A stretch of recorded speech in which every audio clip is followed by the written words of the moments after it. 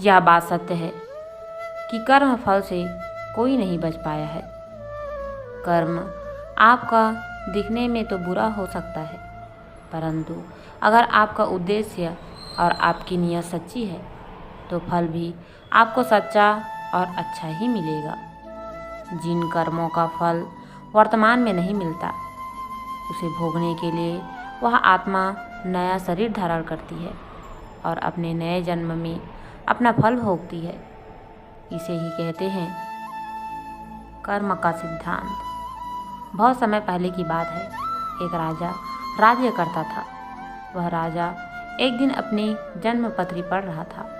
पढ़ते पढ़ते उस राजा को ख्याल आया कि जिस समय मेरा जन्म हुआ होगा उस समय कितने मनुष्यों का जन्म हुआ होगा, लेकिन वह सभी मेरी तरह राजा क्यों नहीं बने। राजा हर दिन हर समय इसी प्रश्न का उत्तर ढूंढने में लगे रहते हैं, लेकिन उन्हें इसका उत्तर नहीं मिल पाता है। अपने प्रश्न का उत्तर पाने के लिए राजा अपने राज्य में बड़े बड़े बुद्धिमान व्यक्तियों को बुलाते हैं। राज्य में सभी बुद्धिमान व्यक्ति एकत्रित होते हैं। वह सभी यह सोच में होते हैं कि राजा ने उन्हें यहाँ क्यों बुलाया है। राजा सभी का अभिनंदन स्वीकार करते हैं और उनसे पूछते हैं कि जिस समय मेरा जन्म हुआ उसी क्षण में और कितने भी व्यक्तियों का जन्म हुआ होगा, तो उन सब व्यक्तियों में से मैं ही क्यों राजा बना, वह सभी राजा क्यों नहीं बने। सभी महान बुद्धिमान इस प्रश्न के लिए गहन सोच विचार करने लगे। वह सभी गहन सोच विचार करने के बाद वह उनके प्रश्न का उत्तर न दे सके। राज्य में एक बुजुर्ग बुद्धिमान व्यक्ति भी बैठे हुए थे। वह थोड़ी देर बाद बोले कि इस प्रश्न का उत्तर तुम्हें एक महान साधु देंगे, जो कई वर्षों से एक घने वन में तपस्या कर रहे हैं। यह सुनकर राजा अगले दिन अपने सैनिकों के साथ उस जंगल की ओर निकल पड़े। कुछ दूर पहुंचते ही राजा को वहां एक छोटी सी कुटिया दिखाई दी। जब राजा उस कुटिया के पास पहुंचा तो उसने देखा कि एक साधु वहां बैठा आग के अंगारे खा रहा है। यह देखकर राजा चकित रह गया। राजा ने हिम्मत करके उनसे कहा कि हे साधु, मैं आपको प्रणाम करता हूँ। मैं आपसे एक प्रश्न पूछना चाहता हूँ कि मेरे जन्म वाले दिन कितने मनुष्यों का जन्म हुआ है। उन सभी में से मैं ही क्यों राजा बना। साधु यह प्रश्न सुनकर बोले कि हे राजन, मैं तुम्हारे इस प्रश्न का उत्तर नहीं दे सकता। थोड़ा आगे चलकर तुम्हें एक और साधु मिलेंगे, वही तुम्हें इसका उत्तर दे सकते हैं।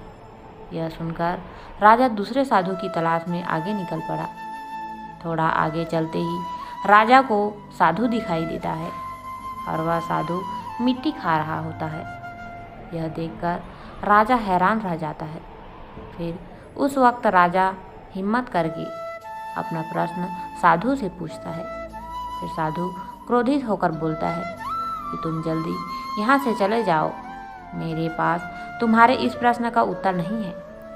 परंतु वह साधु उसे एक लड़की के बारे में बताता है और कहता है कि तुम उसके पास जाओ, तुम्हें अपने प्रश्न का उत्तर जरूर मिलेगा। तो राजा उस लड़के की तलाश में आगे बढ़ने लगता है। ढूंढते ढूंढते वह राजा एक गांव में जा पहुंचा। राजा को थोड़े समय बाद वह लड़का मिल गया। वह बहुत ही बीमार था। राजा ने उस लड़के से अपना प्रश्न पूछा और लड़का बोला कि राजन, हम पिछले जन्म में 4 भाई थे। एक बार हम चारों भाई किसी जंगल में भटक गए थे और हमें वहाँ कई दिन हो गए थे।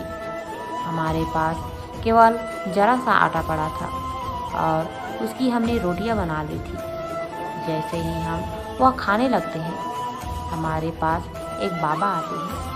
वह बाबा बहुत भूखे थे। वह हमसे भोजन मांगते हैं। ऐसे में बड़ा भाई बोला कि यदि हमने आपको यह भोजन दे दिया तो हम क्या अंगारे खाएंगे। दूसरा भाई बोला कि अगर हमने भोजन दे दिया तो क्या हम मिट्टी खाएंगे। अब जब मेरी बारी आई तो मैंने भी रोटियां देने से मना कर दिया, परंतु राजन, तुम बहुत दयालु थे। तुमने अपने हिस्से का भोजन उस बाबा को देकर उसका पेट भरा और तुम्हारे इस पुण्य के कारण तुम इस जन्म में राजा बने। रास्ते में जो तुम्हें अंगारे खाते हुए और मिट्टी खाते हुए साधु मिले थे, वह दोनों तुम्हारे भाई थे। तुम्हारा तीसरा भाई मैं हूँ, जो इस समय मौत के मुंह में हूँ। हे राजन, इसी प्रकार हम सभी भाइयों को अपनी अपनी करनी का फल मिला है। राजा को यह सब सुनकर अपने प्रश्नों का उत्तर मिल जाता है।